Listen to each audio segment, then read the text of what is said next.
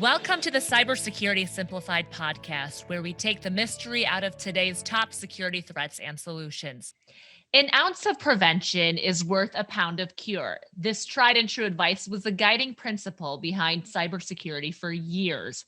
But when the likelihood of being breached became all but certain, cybersecurity pros shifted their focus to threat detection and response.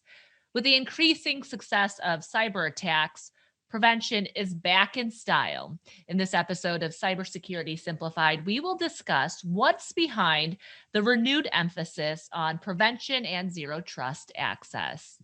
Hi, I'm your co host, Susanna Song. And I'm Dave Barton. Dave, we are back in session. Back to 2022. I know. And we actually had a longer than expected break. We did, yeah. I was starting to wonder. Maybe we just didn't have any fans out there. Oh, but we do, which we have we'll a few. To. Yes. All right. But we are back now with a whole new series on prevention. So what I know our listeners appreciate about our podcast, and they've been writing and emailing us, is that we don't assume that they know the history and the evolution of cybersecurity. So as we talk about prevention, can you take me through and take our listeners through the timeline? What's considered kind of the genesis of network security? Sure. So, years ago when I used to work for Sprint, we were just starting to think about how do we protect customers? How do we protect our own infrastructure? And we were really ahead of the curve, and we deployed firewalls, right? And I know that sounds pretty trivial. At one point, we had 500 pairs of managed firewalls that we were managing. So we did that really well. And the problem we run into is every time there was a business use case, the answer was, well, let's poke a hole in the firewall. Mm-hmm. And that sounds great, right? If you think about your house, we all built a house, we have an apartment, we have a place that we call our own, and we've got walls around it, and we've got doors and windows. And if we had a house with no doors, with thick steel walls, brick walls, whatever, we wouldn't have a lot of risk because nobody's getting in unless, they use something big like a bomb. But to make the house useful, what do? We open up doors. We put in windows. We put in skylights. We've got what are the basement casement windows, right? We got lots of ways to get in the house now. And so we found that the perimeter, which is really what a firewall is about, mm-hmm. wasn't enough, right? We knew that we had to do more. So we evolved our home security into, let's put a security system in. Let's have motion sensors, right? The motion sensors are detection and response capabilities.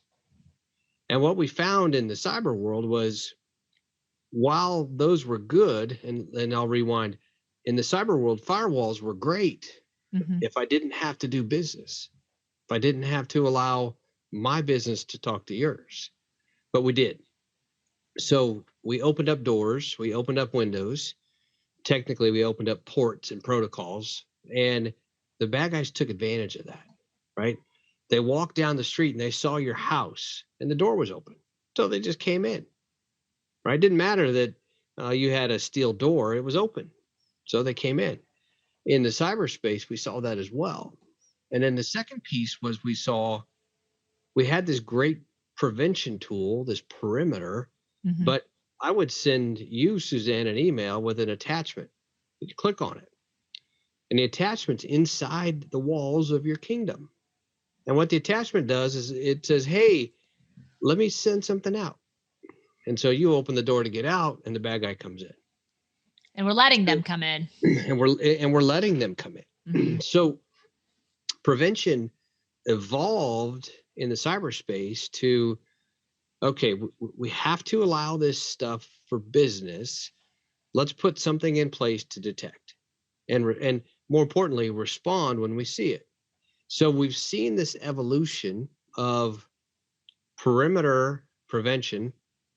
And by the way, prevention is also the perimeter being the PC, Mhm. right? So you had antivirus, right? McAfee, Symantec, a lot of the old school endpoint companies, they're all about prevention. And what the bad guys did was they circumvented that, just like they did on the firewall. So that led to, it's got to be a better way. So we deployed tons of tools to detect, right? We've got, again, motion sensors in the house. We got glass break sensors on the windows. And we found out that wasn't enough either, because we needed a better model. We needed a defense in depth approach, which says prevention needs to be a huge part of what you do. The more I can stop up front, the less I have to detect and respond to. Therefore, both become better. Both approaches become more mature, quicker. So we're seeing the industry go, this investment we have in cybersecurity isn't working. Ransomware is still a 20 billion plus industry. Right. The bad guys are making money. Um, I saw an article last week where the bad guys are paying insiders to open up doors. Go back to your perimeter concept, open Hmm. the door so they can come in and infect everybody, right? So there's a ton of money in ransomware. And until we get prevention back where it needs to be, we're bringing prevention back, cue the Alan Thicke song. Um, until we get it back where it needs to be, on par with, we have some fantastic detection tools and some pretty good response tools, our defense in depth is not complete. Right. I love the analogy, David. And it looks like this shift in cybersecurity is now going toward a more balanced approach. It's not that prevention ever was uh, forgotten. I mean, people obviously, MSPs, MSSPs still understand that firewalls are very important, but it kind of, to your point, there was a lot more emphasis in the last few years toward that detection and response. Right. But Well, you're and saying, the problem, Susanna, was most organizations have a fixed amount of budget mhm, and they allocate money. And every time they turn on the TV, they hear a new way to stop something bad. So they shift their money, and they may not be putting as much in prevention as they used to.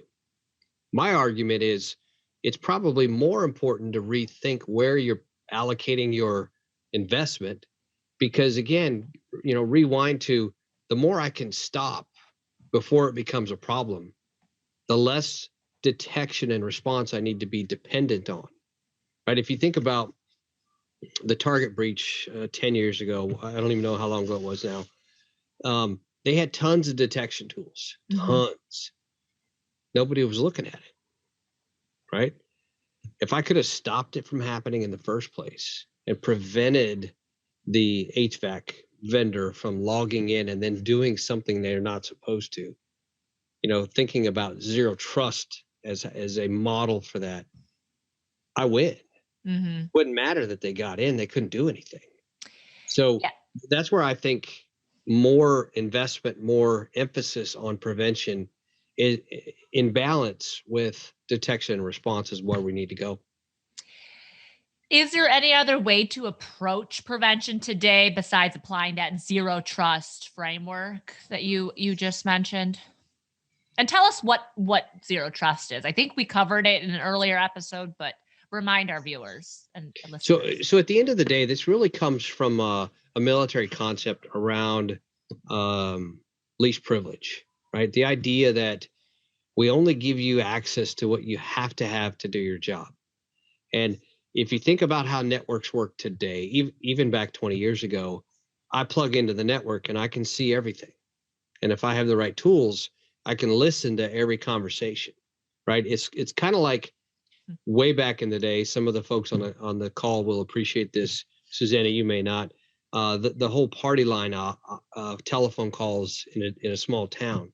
You pick up the phone and there's other people talking because it was a shared medium, right?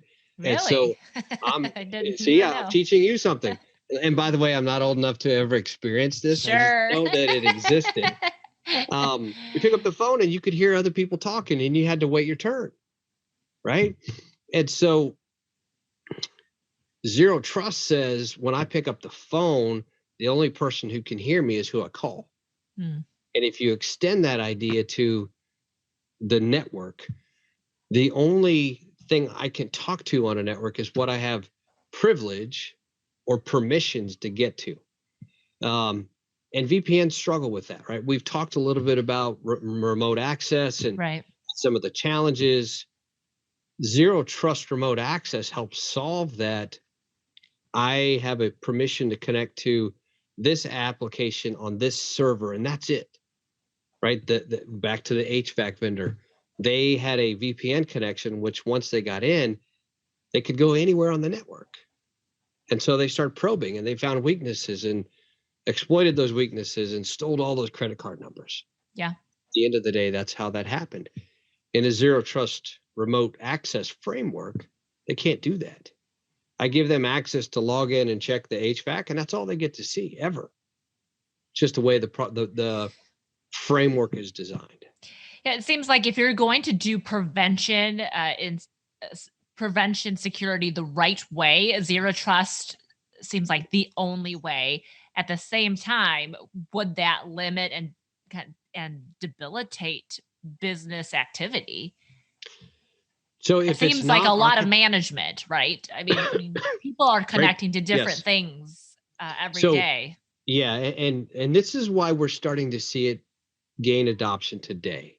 10 years ago, we didn't have the tool sets to put a framework in place and have it learn, Mhm. right? Have it learn what all 150 people or all 100,000 people in your company do every day. So tools today we can put in and they'll baseline what normal looks like. Susanna goes to these 3 servers and she goes to the internet and she prints, and that's all she does. And then we build policy dynamically that says in a framework like this that would say, okay, this is what her normal looks like. Everything else is disabled. So to your point, it is more work up front. And if it's not done right, it can cause things to not work. And so you've got to go back and fix it. But having said all that, the technology evolution is taking us to the point where we can be thinking practically about these frameworks to reduce risk by implementing Zero Trust.